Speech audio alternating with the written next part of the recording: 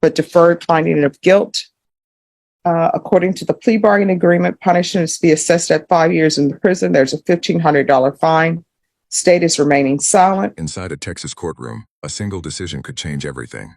A young woman stands before the judge, facing serious allegations, a troubled past, and a future hanging by a thread. With claims of violence, conflicting testimonies, and a child at the center of it all, the court must decide, does she deserve a second chance or a prison sentence? This is not just a case. Court is calling 2022 CR 0499, State of Texas versus Kayla White. Can I have parties announced for the record for the state? Michelle Hayden for the state. For the defense? Surgery Bar from Ms. White. And are you Ms. White?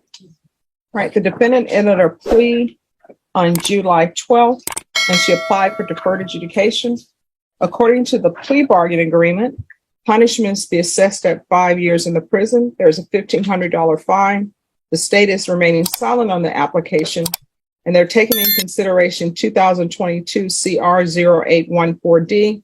There's an affirmative finding of family violence and no contact with Alexander White and Kayla Connor. Have both parties had a chance to review the PSI report, state? Yes, Your Honor. Defense? Yes, ma'am. Any objections? State? From the state. Defense? No, no, no. All right, the state is silent on the application. Is there anything you wish to say on behalf of your client? Yes, ma'am. Thank you. From the very beginning of our representation, Ms. White has been probably one of the most diligent clients as far as keeping up with her case, with her settings, coming to see me, talking about it. And I would say from the very beginning, just our I guess plan for this case was about taking responsibility and doing everything she could to report that she would be a good candidate.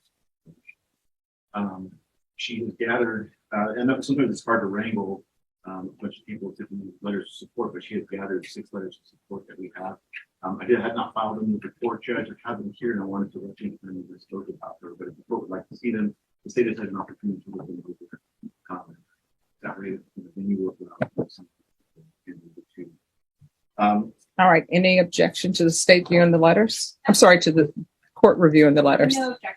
What I'm interested in, even though the state is taken in consideration, and I look at everything as a whole, is that she had an injury on June 22nd, and it is assault on July 15th.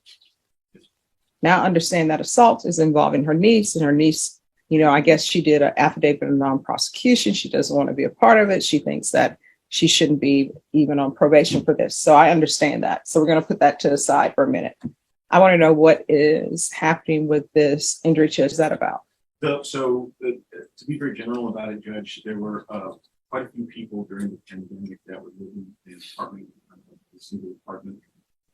The primary case, without getting too deeply into any conjecture or anything like that. Yeah, and honestly, with regards to the injury to the child, you know, if people want to say allegedly, I'm fine with everything you're about to say. I'll put allegedly in my mind in front of it, but I want to know what's going on with that so I can make a decision on whether or not I should grant her application. Yes, ma'am. So my understanding is that the child was actually the son of an individual living in that apartment, named Brandon White. I believe he has taken a plea on this case and is currently serving for this. Ms. White was residing in that apartment with her husband at the time. They had kind of a separate area. The way that the apartment was set up, they were living in a separate area.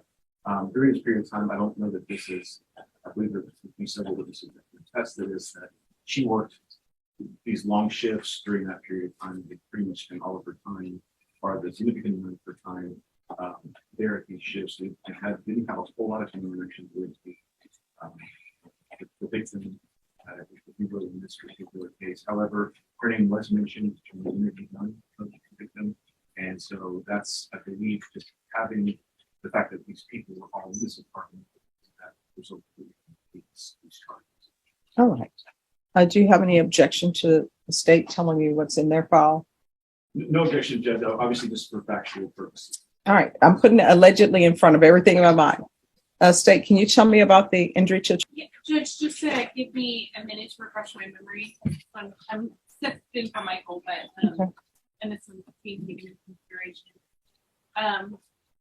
The defendant was indicted on that one, count one for striking the victim with a paddle, striking with a belt, striking with a hand, and then count two by omission, causing bodily injury, because she assumed fear, custody, and control of Alexander White.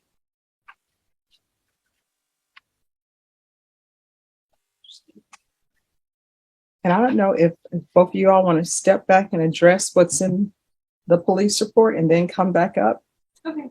Yes. So if defense and state, if you can look over that, so it can help me make a decision on her application. Okay. All right. Just to confer about what's in it, to address the court. Yes. Okay. So we are back on the record. Ms. White, if you can come forward. And again, I'm taking this as allegedly. All right. And Yes. Judge, the child in this case was taken to the hospital, and there were several co-defendants. But he did make allegations that the defendant in this case spanked him, hit him with a paddle, hit him on his chin. She admitted to spanking him. She said she got the paddle as a deterrent, but had never used it on him. She also admitted to spanking him with a belt 3 or 4 times. So there are admissions that she did cause an injury, and the child himself did say that she caused an injury. All right. And again, I'm putting allegedly before in my mind. But is there? Do you want to call your client as a witness to address these issues? I can address them, Judge, unless the court. It may be best for her because Ms. White, what I'm looking at, and I know the state is taking it in consideration, but I have technically before me 2 violent offenses. One is the injury that was alleged to have been committed on June 22nd, 2021. And then a month later, we have this assault choking from July 15th, 2022. And so I'm trying to figure out whether or not I should grant your application. And I need more information that's not in the PSI report. So if you raise your right hand for me, please. Do you solemnly swear or affirm that the testimony you give will be the truth and nothing but the truth, so help you God? All right, you can lower your hand, state your name for the record. All right, defense, do you have questions? Yes. So, Kayla, if you could just explain the foster just an opportunity to kind of understand the and I know that you did want to get some exclusion. So we could address the court regarding especially with this. So during the time that Raymond was dating my Miss Kayla he called both of us Aunt Kayla. He did not discern between which Aunt Kayla's. Raymond never discerned that it was his girlfriend to his child. And I had to explain to him, I said, do you understand that you were basically dating your step niece and you have to explain like this all to the child? We went through that bundle. We explained to Brandon and Kayla that since they decided to date each other instead of taking care of what they needed to for their own children, we were going to step back and stop as far as we would help them with a place to stay until our lease ended. And after that, we were rendering no more help to them. The last time I had spanked Alexander had been in December of the year prior. And after that, I had spoken with Brandon and he said that he would check because when I did spank him, Alexander had moved and jerked. And so when he did that, I stopped. I told Brandon, I said, look, since he's moving, he's jerking, I will not spank him any longer. I won't recommend you. You need to be the one to do this. You're his dad. You need to be the one that steps up. And Real quick, and just to talk about the what was said. You explain, did you ever strike Alexander? Yes, I never struck him with the paddle. I spanked him once with my hand, once with the belt, and I never spanked him again because he jerked both times. And my last thing was I didn't want to injure him. And so, as you heard, Judge Boyd was talking about the fact that there's two different cases in a certain period of time. And so, I know that you've had an opportunity during the assignment we just give that. But regarding that specific instance, it was involving kid content. Okay. And so, if you could just explain to the judge briefly what transpired. I asked Kayla to wash the dishes that have been sitting there for several Okay, and days. just so both parties know, I've read the PSI report. Very good, Judge. Yes. Okay, just want to make sure. No. I always read the PSI report with a fine tooth comb, and I've read all the police reports. And I didn't want to be too redundant, Your Honor. I apologize. Oh, no problem. I know, just so everybody knows, everything that's put in front of me, I always read it. Like every single line, every comma, every semicolon, I always read it. Great. So, I still have concerns with the injury to the case, even though it's being taken in consideration in this case. And the state is silent, but I think we need to reset this and state, if you can explain to me or have someone explain to me why that case is being taken in consideration. I don't know. Maybe it wasn't provable. I don't know. Maybe there's some other reason or some information that they have that I don't have access to, because I don't know anything about that case other than what the charge is. And I'm just a little bit concerned that we have two violent offenses so close together. So,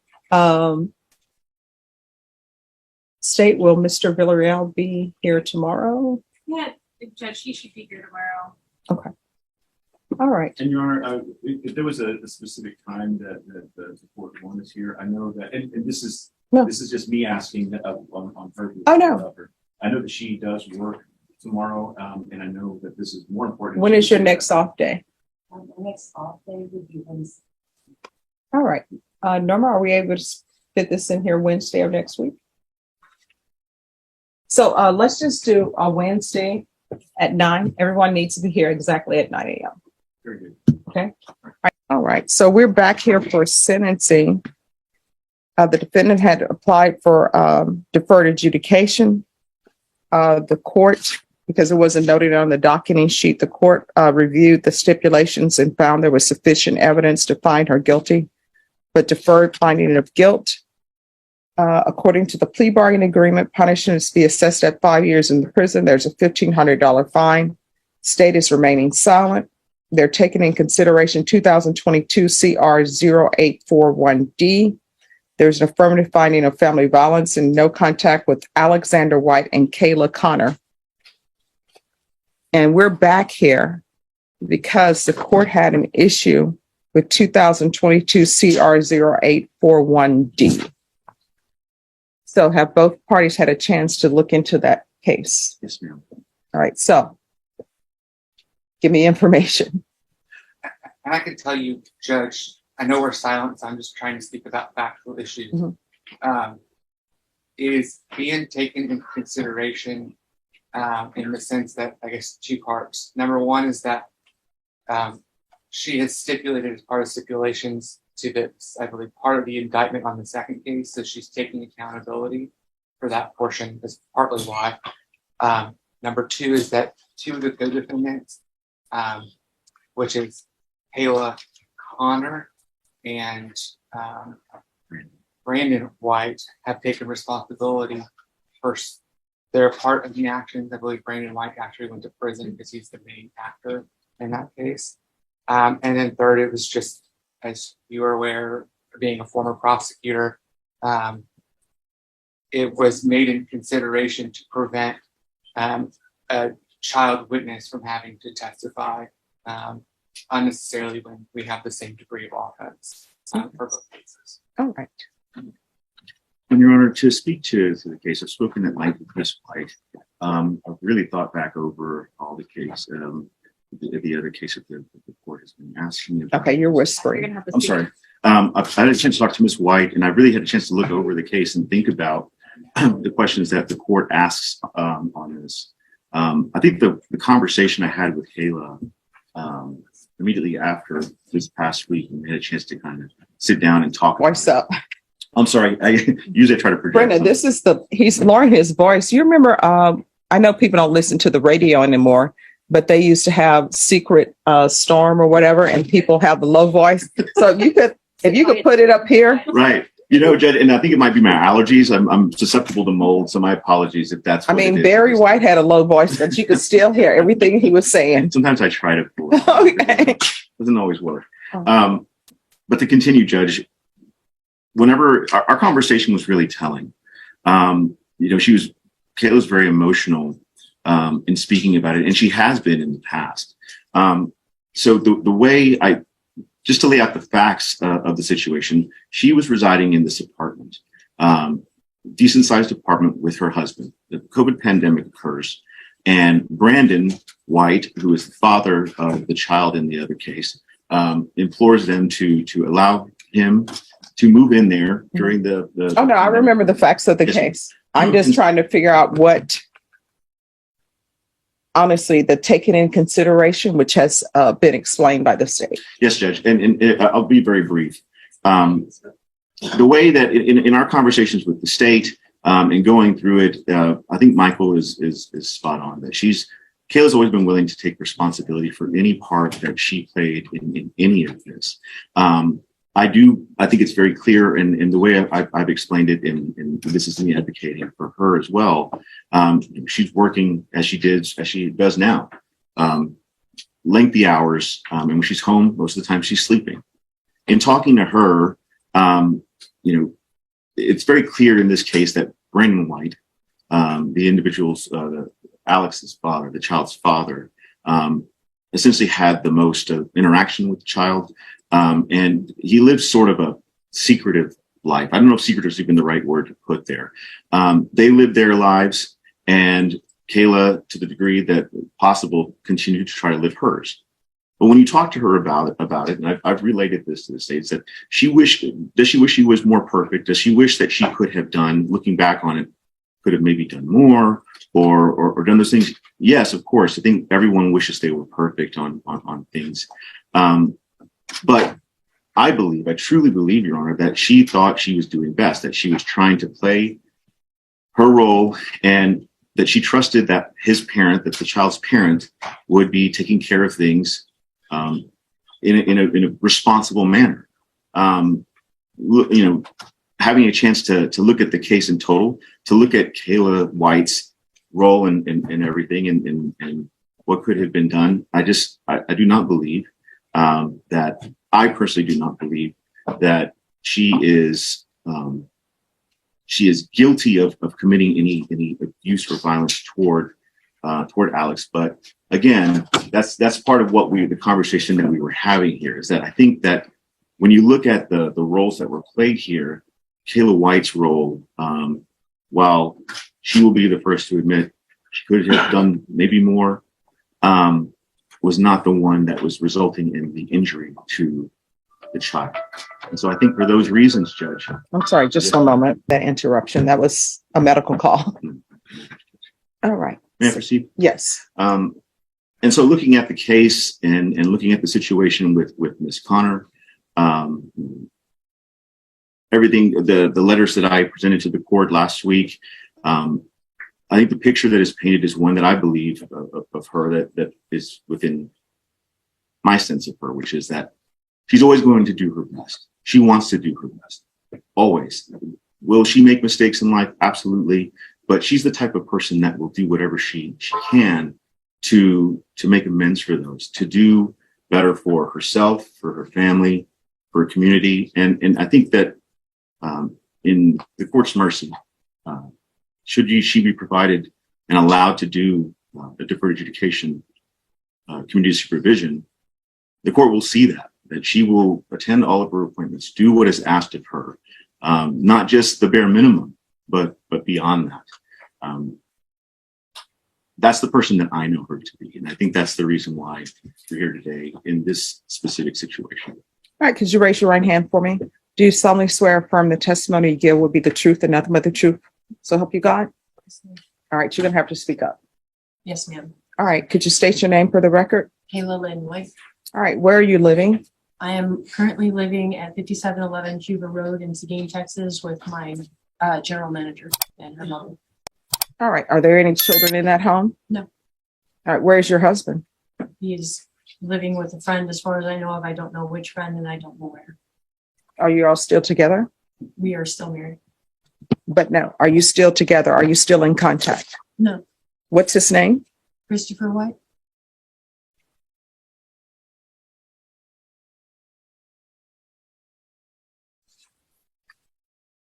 So is she asking that her probation be transferred to Seguin, or would she be staying in Bear County? It either way is fine with me. If it's in No. San Antonio, I'll take it. No, let's not do the either way. It would be Seguin, Judge. I think that would probably, just knowing these things, I think it would probably be best.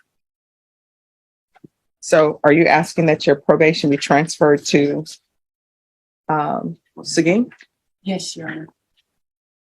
Probation, is that possible? Your Honor, it won't be transferred from that agreement with that account.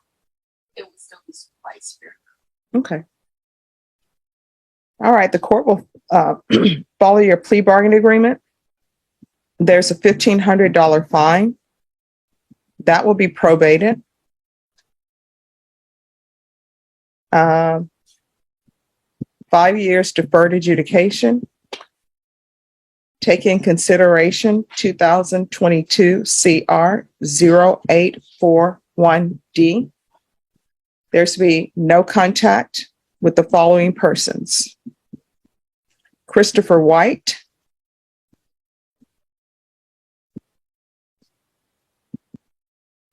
Alexander White,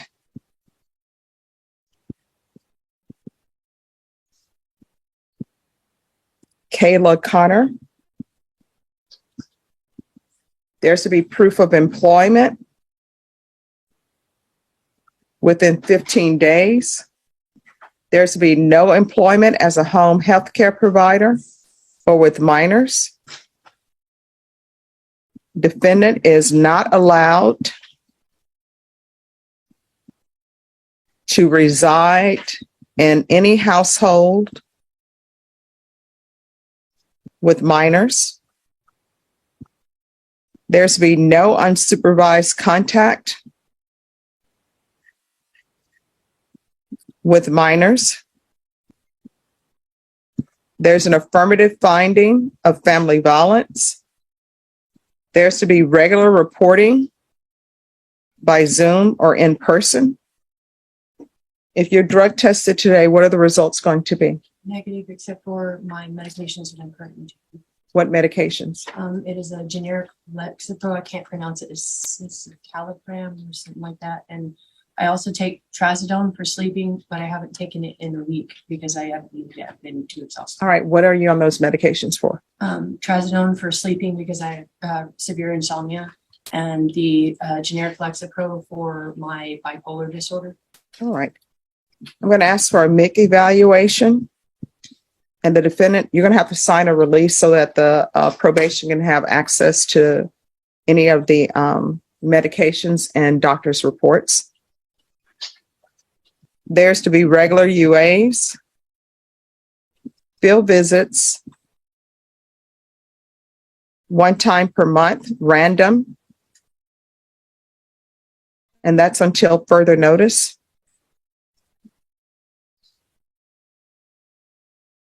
State, it's not listed in here. Are you all requesting any type of classes? Because there's not a BIP class listed or anger management. I think it's because we were silent, Judge, we didn't make any. Okay, thank you. All right, the BIPP course. All right, and State, I know you're silent, but now that you know there's the court is granting her application, is there any condition that you think will be helpful for her? To her?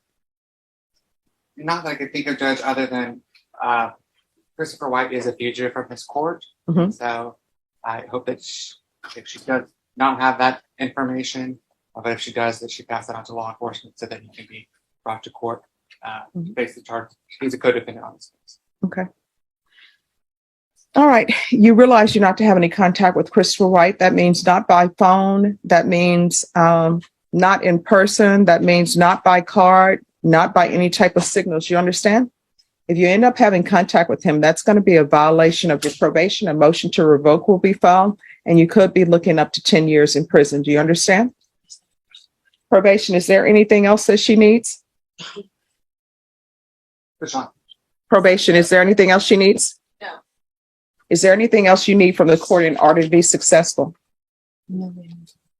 All right, I'm showing you what's entitled Trial Court Certification of Defendant's Rights to Appeal.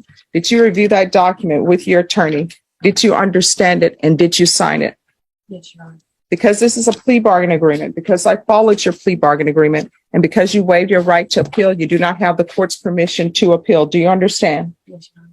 And because there is an affirmative finding of family violence, you're not allowed to own or possess any weapons or ammunition. Do you understand? Yes, Your Honor. If you have a question over what a weapon or ammunition is, you'll need to speak to your attorney. Do you understand? Yes, Your Honor. All right, good luck to you. Remain in courtroom. Probation will go over conditions with you. It's calling 2025 CR 0111157, State versus Liliana Portilla. Can I have parties announced for the record for the state? Ray Lopez for the defense, Your Honor. Off the record. Mr. Bond, I'm requesting that you go to breakout room number 1. All right, we're back on the record. Counsel, you received all discovery. Did you review it with your client? Yes, Your Honor. Court will find that the state is in compliance with discovery. Ms. Portillo, did you review the application for community supervision with your attorney? Did you understand it? And did you sign it? Yes, ma'am. Counsel, did you review the true bill of indictment with your client? Yes, Your Honor. And Ms. Portillo, have you reviewed the indictment and did you understand it? Yes. Counsel, do you waive the reading of the indictment? We do, Your Honor. State, are you proceeding on the indictment as presented? Yes, Your Honor. Ms. Portilla, did you review the document entitled Court Admonishments with your attorney? Did you understand it and sign it in all the appropriate places? Yes. You understand you're charged with possession of a controlled substance, penalty group 1, less than 1 gram. That's a state jail felony. Range of punishment is anywhere from 180 days up to 2 years in the state jail facility and up to a $10,000 fine. If you have a plea bargain agreement with the state, the court does not have to follow your plea. If for any reason the court does not follow your plea and gives you more than you bargained for, the fact that you entered a plea will not be used against you and you will be allowed to withdraw your plea. Did you understand? Yes, ma'am. You have a right to jury trial, a right for you or your attorney to cross-examine and confront any witnesses. The state would call in the right to remain silent. Did you understand by entering this plea, you're giving up those rights? Yes, sir. And did you intend to give up those rights and enter into a plea in this case? Counsel, has your client been able to provide you with any defenses? Yes, Your Honor. Do you believe she has a rational as well as a factual understanding of the charges against her? Yes, Your Honor. Do you believe she's currently competent and was legally sane at the time of the offense? I do, Your Honor. Ms. Portillo, has anyone threatened you, coerced you, or placed you in fear to get you to enter this plea? No. Has anyone promised you anything other than the plea? No. Are you satisfied with the way you've been represented? Yes. Did you understand if you're not a U.S. citizen by entering into this plea bargain agreement, you will be deported, denied naturalization, and re-entry? Did you understand? Yes. Court will find that defendant has knowingly and voluntarily waived her right to jury trial. Did you review the plea bargain page with your attorney? Did you understand it? According to the plea, punishment is to be assessed at 2 years in the state jail facility. There's a $1,500 for deferred adjudication. The state recommends community supervision. They're taking in consideration 2025 CR 0111803. There's to be restitution to the Bexar County Lab for testing in 2025 CR 0111803. Did you understand that to be the plea? Yes. Defense? Yes, Your Honor. State? Yes, Your Honor. Did you review the waiver of appeal paragraph with your attorney? Did you understand it? Did you sign it in both places? Yes, ma'am. By signing that, you're waiving your right to appeal. The only items that can be appealed are written pretrial motions that have been filed, heard, and ruled upon by the court. Did you understand? So there been any such motions? No, Your Honor. Outside the agreement, the state is requesting that your community supervision be for a term of 3 years. There be a TAP evaluation, 120 hours community service restitution, random UAs, MRT, and anger management in the DOEP course. Did you understand those were recommendations from the state and the court does not have to follow those recommendations? Then to the offenses charge, how do you plead? No contest. State any evidence? State offers and evidence, exhibit 1. No objections, Your Honor. Excuse? Thank you, Your Honor. Oh, do you have the dismissal? Yes, I do. I have another one too. I needed to take it for the All court. right, thank you. Thank you. Did you review the waiver and consent to stipulations of testimony and stipulations with your attorney? Did you understand it and did you sign it in all the appropriate places? Again, did you understand you have a right to jury trial, a right for you or your attorney to cross-examine and confront any witnesses the state would call, and the right to remain silent? Did you understand that today the state will be presenting evidence in the form of witnesses' statements and police reports, but most importantly, there'll be no. Did you understand? Court will find that defendant has knowingly and voluntarily waived and consented to stipulation of testimony and stipulations. Accepting to evidence states exhibits 1 and attachments, and the court will review the same. All right, after reviewing states exhibits 1 and attachments, the court will find there is sufficient evidence to find you guilty, and the court will find you guilty. Are you proceeding with sentencing? Yes, Your Honor. Anything you wish to say on behalf of your client? We just asked that the court follow the plea agreement. All right. So who is Rodolfo Rivera? All right. And who is Cynthia Gutierrez? I don't know Cynthia. All right. And Shakira Tiona Patina? Oh, that's my best friend. Okay. Do you have any children? I do. And what are their ages? 12 and 6. And do they live with you? The 6-year-old does. All right. And where does the 12-year-old live? With his dad. So who all lives in your household besides you, the boyfriend, and the 6-year-old? My mom and my sister. Okay. All right. This is, and if you're drug tested today? Negative. I do random UAs with CPS. Okay. All right. This is what the court is going to do. The court is going to sentence you to 2 years in the state jail facility, suspended and probated for 3 years. There's to be CPS compliance. There's to be no unsupervised contact with minors. If you want that to change, counselor, she wants that to change, the CPS worker needs to come in, or either the child's ad litem. There's to be regular reporting by Zoom or in person, regular random UAs, proof of employment within 45 days. There's to be no employment as a home health care provider or with minors. Take in consideration 2025 CR 011803. There's to be restitution for drug testing in 2025 CR 01183, and that's to the Bexar County Crime Lab. There's to be a TAP evaluation out of custody, 120 hours of community service restitution. Once you complete parenting, that will be deemed satisfied. Probation, if CPS is having her complete, that can count towards the parenting classes here. And the MRT and field visits 1 time per month until further notice. Probation, is there anything else? That's good. Is there anything else you need from the court to be successful? No. All right. Did you review the document entitled Trial Court Certification of Defendant's Rights to Appeal with your attorney? Did you understand it and sign it? Because this is a plea bargain agreement, because I followed your plea bargain agreement, and because you waived your right to appeal, you do not have the court's permission to appeal. Because this is a felony conviction, you're not allowed to own or possess any weapons or ammunition.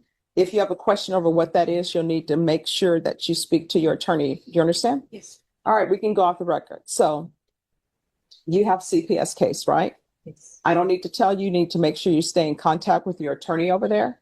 You need to make sure that you do everything that's required of you over there, because if you don't, that's a violation of your probation here. And if you don't, you could lose custody of your child. You understand?